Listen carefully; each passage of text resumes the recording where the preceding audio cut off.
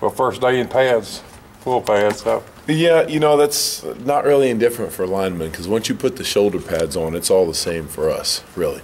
So that's not a big deal for us other than the fact the running back's going to get tackled. So if you cut a guy loose, then somebody pays for it now. But it's really the same tempo for us up front as what we've done the last 2 days. I mean, with AJ out, what that kind of does to you? It doesn't change a whole lot, and as I've said many times, everybody on our line has earned their job this year, and so we've been in a position where we're working a number of guys in different positions, so that doesn't really do anything to us right now. Any clue on how long he's going to be gone? I don't think it's going to be anything significant, but we'll see. How important is it for the young guys to get physical in this league? Well, I think it's important to me because that's what I want our identity to be up front. But I think it's probably hard for them to recognize exactly how physical it's going to be week in and week out. And I think what we have to do as coaches is give them the best picture that we can every day in practice. And I will say that I really think the defensive line is doing a great job working against us and competing. I think Coach Pelt's doing a great job getting those guys to fight and play hard, and we're having a lot of fun working against each other. So I think we're moving in that direction. I think they're at that point right now where they've figured out, I think, that just being really big and talented doesn't get it done.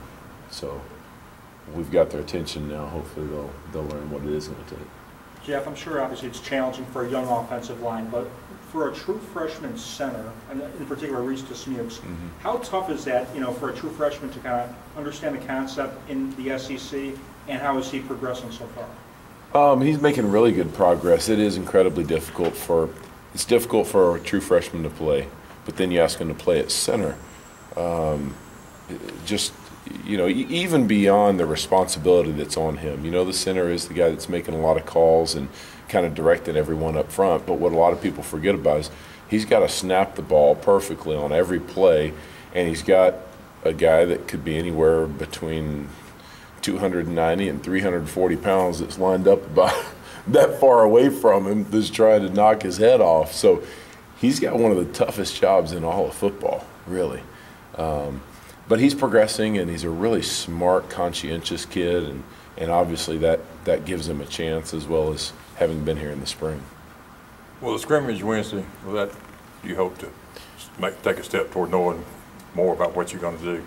Yeah, but I look at practice every day, and the approach I take with my kids is we're going to come out here and play hard and physical every day, because I try to instill within them that if you're a tough guy, you're a tough guy all the time. Not just on Saturdays, not just in the big games, not just when coach is watching, and not just when we scrimmage. So I'm trying to impress upon them that every single day you got to come out and go to war. So will it tell me a little bit more? I think the one thing that it might tell me is they'll possibly feel a little bit more pressure just because we call it a scrimmage, and that might tell me something.